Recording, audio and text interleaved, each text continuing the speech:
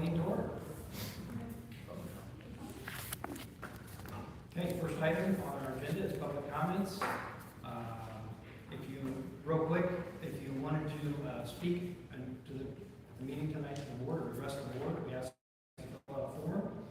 Got one person that did that. I'm going to read this slide real quick. And if you didn't get your form turned in and you wanted to speak, please, there's a form out the front. Get that filled out. You can see me.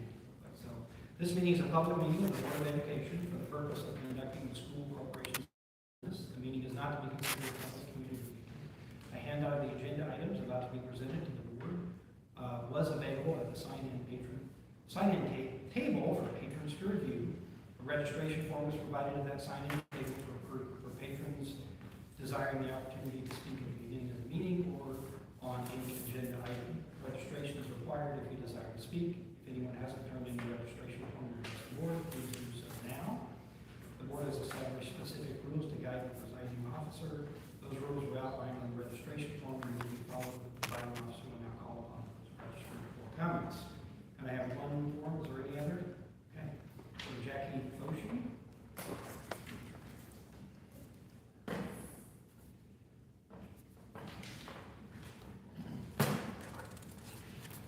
Sorry, I thought my coffee was going to go over here. Jackie, excuse me, could I have you stand at the podium just so we can, because we're recording? Thank you so much. Thanks. Thank you. I'm Jackie Foshi, 62 East South Street. So, I guess my concern is the policies on, it's number 1305, which is public participation at meetings, and 1300, which is school board governance, do not fall in line with the last 12 months. So 12 months ago, there was a slight discussion, like when I went to speak on a non-agenda item, there was a slight discussion. I was then permitted to finish my 3 minutes. And the code was read by a constituent here, bringing to the attention that that doesn't fall in line to keep it on an agenda item. Since then, while you have permitted us to speak openly, no policy changes have been made. So, in your statement that was put out in, I think it was the first quarter, it's either March or April, you noted that the school board has a guideline for public speaking, and that, you know, you received inquiries after the November 2023 meeting. But since that time, there's been no motion by any board member to amend either of those policies to take out the requirement for it to be an agenda item. So I'm asking board members to here take a look at that, make a motion to amend that for a first read. Anyone can make that motion, even if it's any one of the members of this body can make that motion at any meeting. But it does no good to say, here's what we're doing, if you don't change your policy to align with it. Like the policy has to match what you're doing, because from a constituent's point of view, if you're not willing to change that policy, then you can attempt to fall back on that to prevent us from speaking at any meeting. So in the interest of transparency, I would like to see, now we're 12 months in, those 2 policies both have wording saying that we can only speak on agenda items. So I'd like this body to look at adjusting those. Thank you. Okay. I do want to make a comment on behalf of the board that I've been on the board for 10 years, and I don't know of any time that we've ever not allowed someone to speak. So regardless of what our policies are, or I know those have evolved, or rules, policies, regulations, whatever you want to call them, but we've always allowed folks to speak. We've even gone beyond our guidelines as far as numbers of folks speaking, those kind of things. So anyway, with that, we'll move on to our first agenda. First item on the agenda is consideration of claims, payroll, and the minutes. Minutes 2 sets, September 3rd, regular session, September the 3rd, executive session.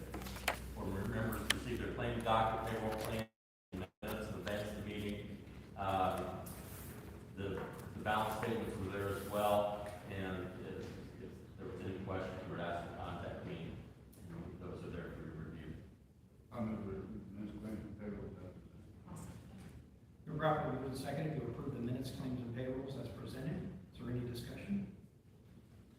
Hearing none, all those in favor signify by saying aye. Aye. Opposed, same sign.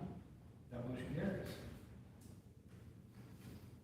New business, personnel items, discussion of the salary range in Clinton County. Pulled together the data from last year because this year is not available yet because all the schools are still under the timeline. It didn't open as far as contract negotiations until September 15th. So many schools have just initially met.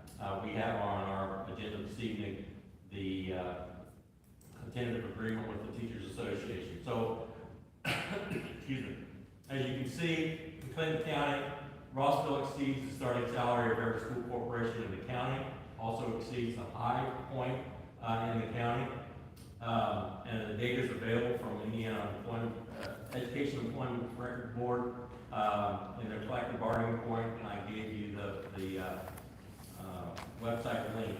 Also, we exceed in Carroll County as well the base salary for all the districts in the two counties, and also the top salaries in the two counties. As far as Lafayette and Clinton County comparison, Rossville exceeds Lafayette or school corporation as their base salary. TSC and West Lafayette, both with a much higher tax base, is higher, as well as their top salaries for Tippecanoe County. Some of the factors that go into negotiations, which are important to discuss: contract with limited salary wages and wage-related benefits by law. Contract language must comply with Indiana law and be submitted to the Indiana Education Employees Relations Board for compliance determination. This last year, our contract was in compliance. You shall not have or may not have deficit financing, which means spending more than you have available. The main revenue generator of the education fund is student enrollment, which, for information, we are down this year. As accounted yesterday was 906. The middle senior high school was up 19, but down overall from I think spring February count last year was I think was 932. Legislative branch of the government, the controls in their biennium budget and how much schools get on a basic grant. And I'll go further into the grants and the financing of that when I get to the budget slide. And beginning in 2025, the legislature will craft a new budget for the 25-27 school year. So that will change, but we have to adopt the negotiated contract now. To review the tentative agreement between the school corporation, the tentative agreement was approved on September 16, 2024, between the representative of the Classroom Teachers Association and the Board of Education. Indiana law requires the employer to hold a public hearing to discuss the tentative agreement. The next several slides will review the tentative agreement, which has been posted on the corporation's website and gateway. Tentative agreement must be posted 72 hours before the public meeting, and that's scheduled for October the 8th. The contract runs for the 24-25 school year. The Teachers Association ratified their agreement, which meant that the teachers voted on September 19th. Majority of the components of that agreement are being presented to the Board of Education, who will consider ratifying the contract on October the 8th at 7 p.m. Contract changes includes bereavement leave change that it must be taken within 20 consecutive calendar days commencing with the day of death. Superintendent can address extenuating circumstances not specifically covered in this language to allow for leave to extend beyond the 20 days. But for a family member living in the same household, it's 5 days. They have 5 days within that 20 days. The teacher may also use personal leave for other reasons, but no other leave, any other leave and provisions other than personal leave must be approved by the superintendent, and those days are without pay. Compensation is outlined in the contract. Appendix Appendix A gives a base contract for the current year, this last year. Appendix A gives the beginning salary of individuals, and so that changed a little bit. I'm going that further in a moment. B1 gives the salary range for teachers in the prior year compensation that were awarded. B2 gives, once the award was presented, it gives a new teacher salary and their increase that was awarded to eligible teachers. C is the compensation plan, so how it's determined, and D is the extracurricular appointment compensation. Those are all negotiated between the Teachers Association and the school district. So Appendix A set the ranges for new hires. The base rate for all of them went up $500, $44,500 to $4,800 or $48,000 for 0 to 4, $46,500 to $52,000 for 5 to 9, 10 to 14 years is $48,500 to $58,000, and for 15 or more years of service, it's $50,500 to $62,000. As I said, D1 is the teachers that were here last year, their salaries. B2 is everybody here that's this year with the increase included. Appendix C, notice the beginning salary range is $44,500. That was last year to $76,355. With the increase, salary range goes to $44,500 to $77,205. No full-time teacher is earning less than $44,500. General eligibility stipulates that the teacher must not have been rated, and this is by law, either as ineffective or improvement necessary in the prior year in order to receive compensation. We have none in that category. And the factors of definition, the evaluation is defined as a teacher who's received a highly effective or effective rating with a prior year evaluation. And years of service is either a teacher, a part-time teacher that has 60 days of service, or a full-time that has at least 120 days of school service in a school year. Appendix C, and this is how the amount was distributed. There's $500 went to all the teachers that had either effective or highly effective. Part-time teachers were prorated for the contract. And then also in Appendix C is years of service. So a year of service, if they were between 0 to 4 years, they received an additional $100 on top of the $500. If they met that eligibility, 5 to 9 went up $200 increase. 10 to 14 went up $300, and on the top is for 15 or more years, $350. New hires, if they were lower than the base salary, they went up to the base salary. So if somebody was hired in originally at $44,000, they went to $44,500. Also in a tentative agreement, the multiplier, our extracurricular schedule has a multiplier for each individual category, such as sports team or supervision of clubs or organization. That base calculator or multiplier went up to 44.5. The terms of the contract were between July 1, 2024 and June 30, 2025. And I think it's case when I said it before. If you want to open up the floor for any comments about the contract, you want to follow that. Go ahead and do it. Okay. So Indiana law requires the school corporation to conduct a public meeting once the parties have reached a tentative agreement. The last several slides have reviewed the components of tentative agreement. The board will consider ratification of the contract on our next meeting, which will be October 8th at 7 p.m. At that meeting, the board will conduct a public hearing on the contract and then consider adoption. We'd also like to open up the meeting tonight if anyone would like to address the board or speak specifically on the contract, compensation contract. We'd be open to hearing anyone or giving 3 minutes to talk about that. And if you don't do it tonight, you'll have an opportunity next week as well. So, okay.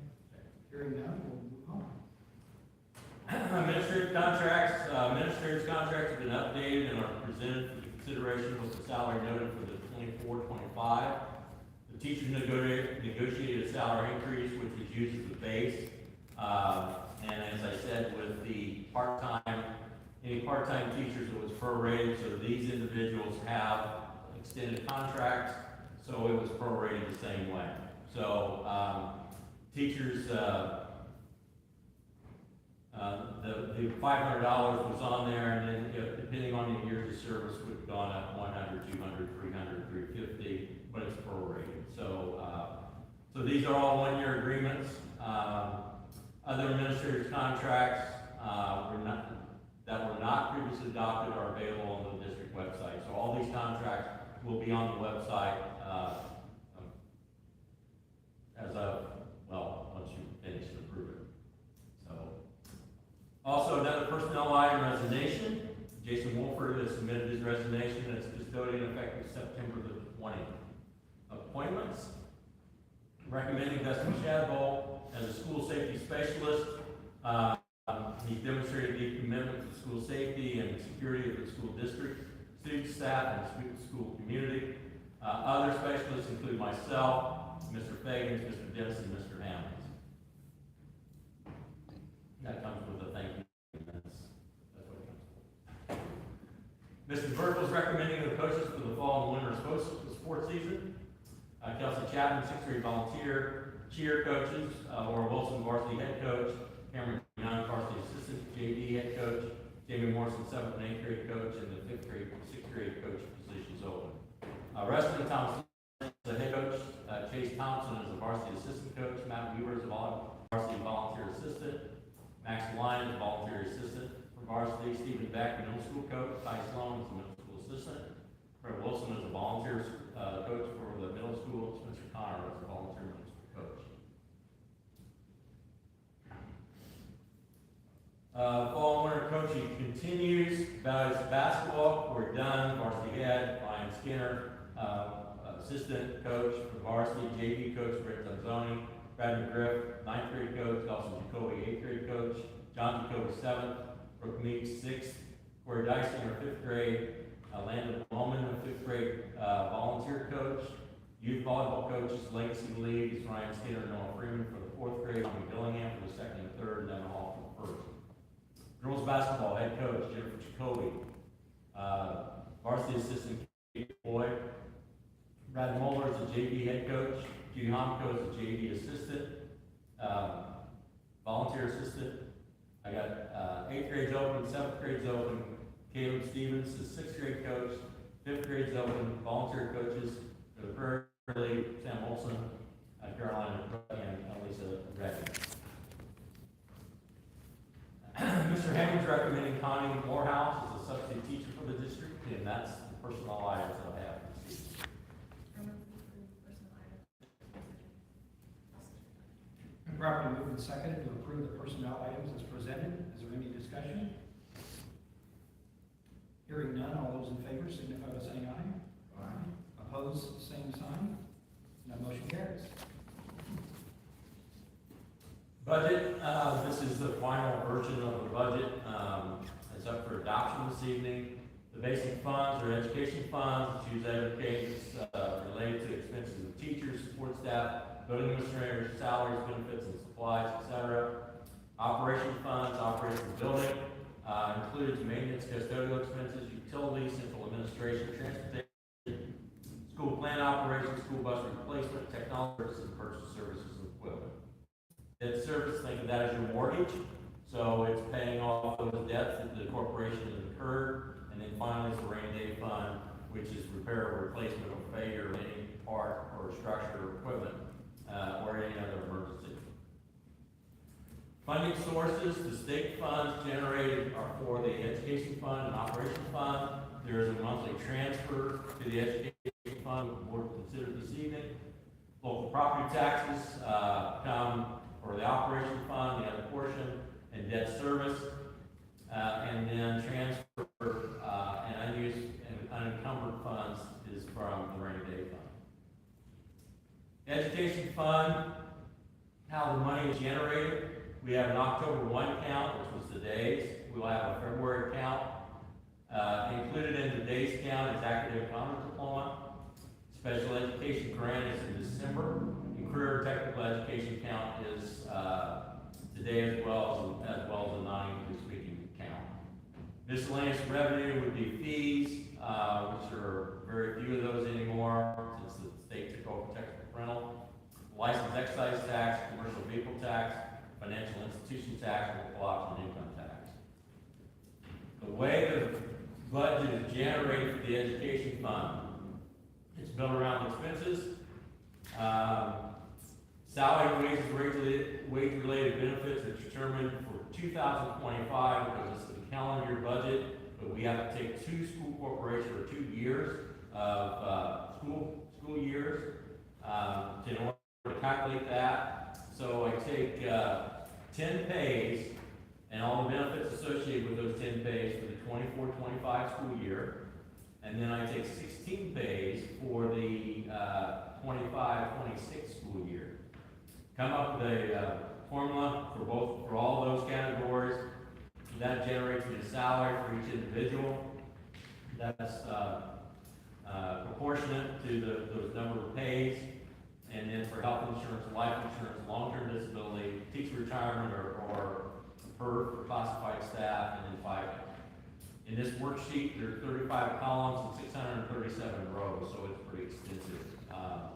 We start out with the base wage or salary and benefits of the teachers, roll that over and split it out in each individual area.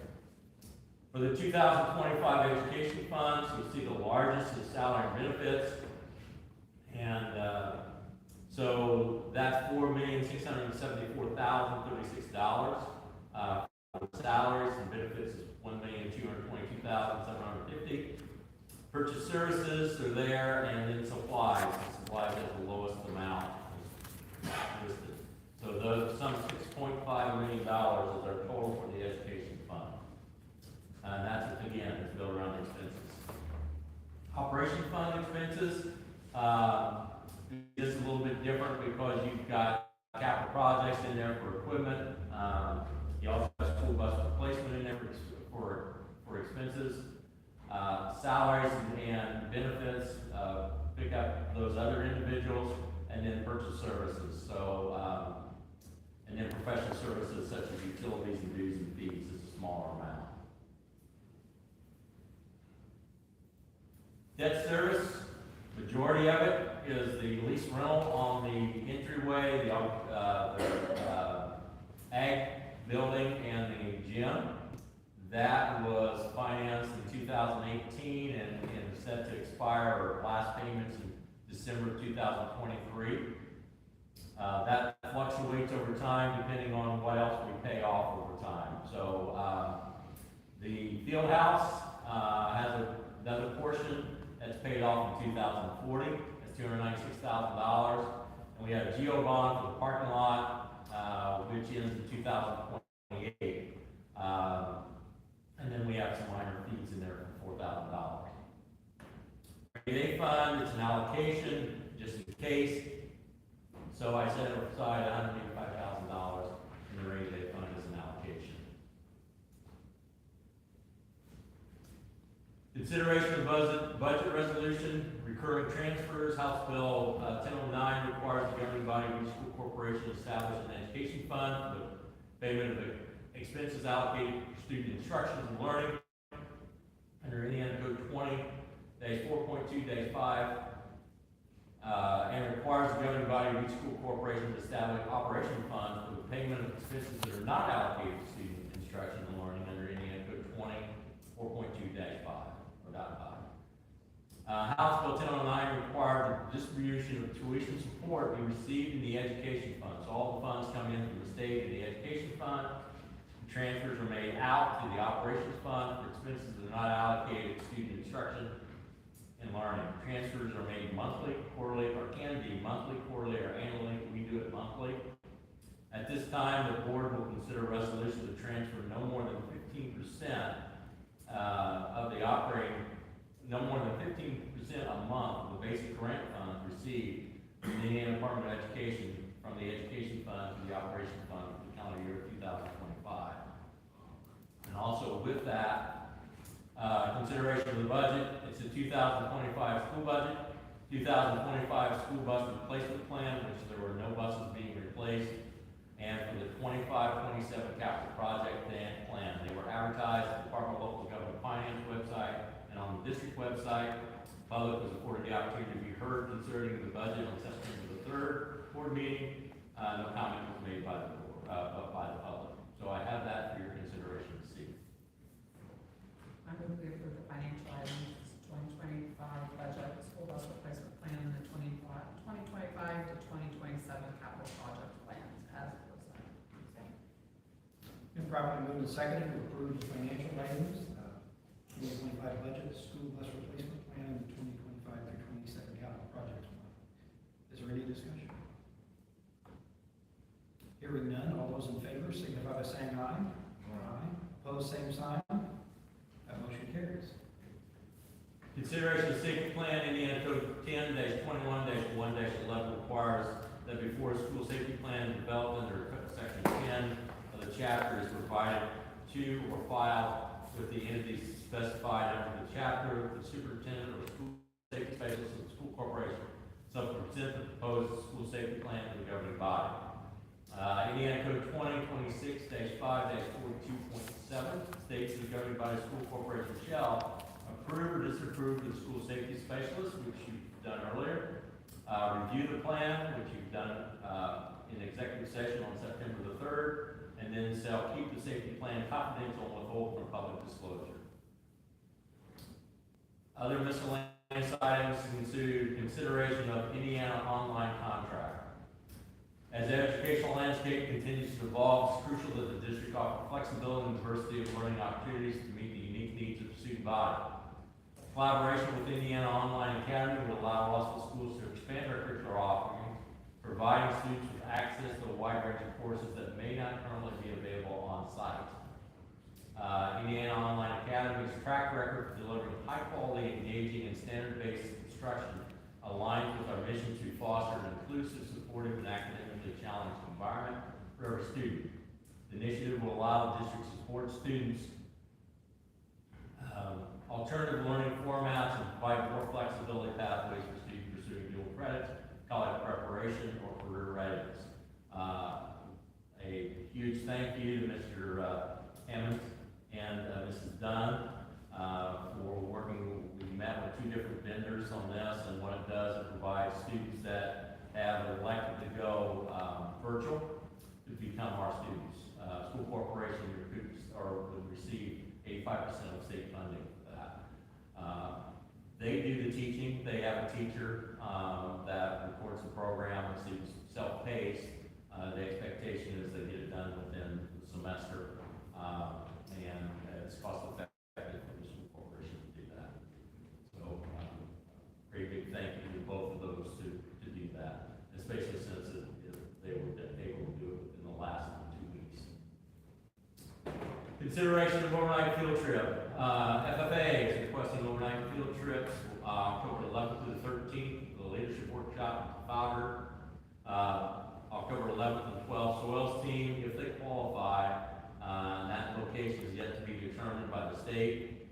And October 23rd through the 25th, several different ones, including the National FFA contest, our conference in Indianapolis.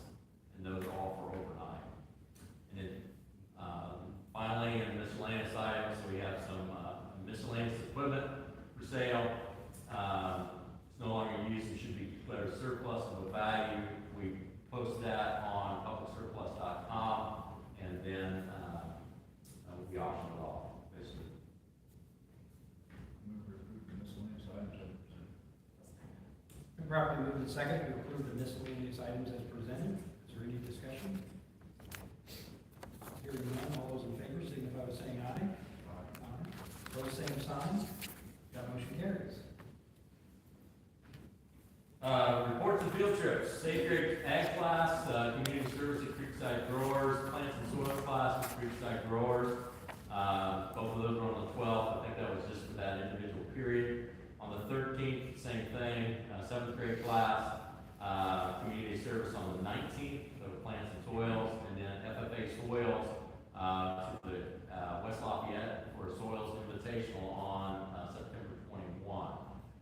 field trips, high school volleyball, headed to Purdue for a volleyball game on the 25th. County soils on the 28th, and then the third grade wild robot movie in Lafayette on today. The middle school FFA Manufacturing Expo on the 3rd, the Lafayette. FFA area soils competition in Silver Lake, and then on the 5th, the FFA livestock skill-a-thon in West Lafayette. And 3 others. The FFA to the feast this weekend. That's where they do their pork chops and dress in the traditional dress. Then on the first grade's heading on the 8th to the Indianapolis Zoo, and the kindergarten's going to the Lafayette Fire Prevention Show on the 10th of October in Lafayette. Conference request, Gretchen Ford is headed to WIDA, Choose Your Own Adventure virtual conference on the 15th. And then also, I had the honor and distinction to present along with Mr. Newhouser, Mr. North, and Dr. David Licklider at the Indiana Association School Business, or Indiana School Board Association, and Indiana Association of Public School Superintendents Annual Conference in Indianapolis on the 23rd. Presentation titled Fostering Teacher Retention, Implementing a Mentor-Mentee Program, led by us 4.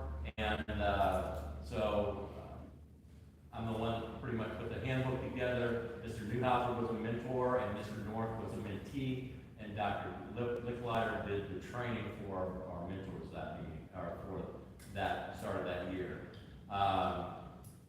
Due to this program and other changes, we went from 2022 to 2023. We lost 23 and a half teachers that year. This last year, our loss dropped to 10.9 teachers, so there's a significant change in part because of this program and other changes. So, with that, I'd like to address one other thing on behalf of the board. There's been some allegations recently about how the board meetings are run, and one of the allegations is that we are breaking the law by meeting illegally behind the scenes, and I'd like to address that. That's a pretty strong allegation. If you come in and look at our board meeting, if it's the first one you've ever seen, you could, think that we just rubber stamp everything. Everything comes right through and boom, boom, boom, boom. There's a lot of work that goes on behind the scenes. This is not the first time that we've seen this information. First of all, we delegate the responsibility of assembling all this information down to Dr. Hannah. He puts it all together and then gets copies of this to all the board members before the meeting. It's usually a week to 10 days before the meeting. We've got this information. If we have a question about it, we pick up the phone, we call Dr. Hannah, we ask him about it. If enough folks have a concern or don't agree with something on the slide, he may choose to not put it on the slide. In fact, one of the questions was, how come it's always everything's approved at the meetings? Well, because he's not going to throw something on the slide that he knows the board members don't support. That doesn't make any sense. How do things get on our agenda? A lot of things come from teachers. We recently had a continuing education change. That came from the teachers. They went to the principals. Principals then brought it to Dr. Hannah, which in that instance, Dr. Hannah's sole purpose to look at something like that is more financial than anything else. How's it going to affect the financials of the district? And legally, can we do this? And then once that is presented to the board for approval, but when it's already gone through all these processes, we're probably not going to kick it back unless we have huge issues with something. But we try to follow the chain of command, and that goes both ways. We ask our patrons, if you got a problem with a teacher, we'd like to not call the superintendent, call the teacher first, and then the principal, then the superintendent, then the school board member. But the same thing here. If a teacher has an idea, get that to the principal. That's how things change. Whether it's principal throwing something out or a superintendent, board members are happy to do it as well. I've heard folks say, well, you can make a motion at the board meeting. Yeah, that's true. I can make a board meeting, but I can make a motion tonight that we change our school colors from red and white to blue. I use that extreme example because that's certainly one that we wouldn't want 3 of the 5 people voting on that tonight, and all of a sudden it's the change, you know, we want to get community feedback on something like that, we want to get the teachers, the students' feedback. So, you know, the fact that you don't see us making motions up here is because we don't want 3 people being a dictatorship. You know, we want feedback from the community, we want feedback from the teachers. You know, the best ideas are not necessarily going to come from the folks sitting up here, they're going to come from the people that are in this building 40, 50, 60 hours a week, and that's, you know, we delegate, we trust them. And so, anyway, that's a little bit about how things work, how things get in front of the board. We're not meeting illegally behind the scenes. You know, I may call Nathan or I may call Julie and say, hey, what do you think about this? What do you think about that? That's not illegal for us to do that. We can communicate. If 3 of us or more meet together and talk about school board business, that's illegal, and we know that. And we're not doing those things. So, anyway, I just wanted to explain that. Hopefully that gives everybody a little bit better understanding of how things do get, you know, to the meeting, and why it looks like we're rubber stamping things, because it's already been approved. Not approved, it's already been talked about and discussed, and the consensus seems to be that it's something we're interested in doing. That's why it makes it up to the screen. So, with that, I'll take a motion to adjourn our meeting. Moved and seconded. Any discussion? Hearing none, all those in favor signify by saying aye. Aye. Opposed, same sign. Motion carries. Our next meeting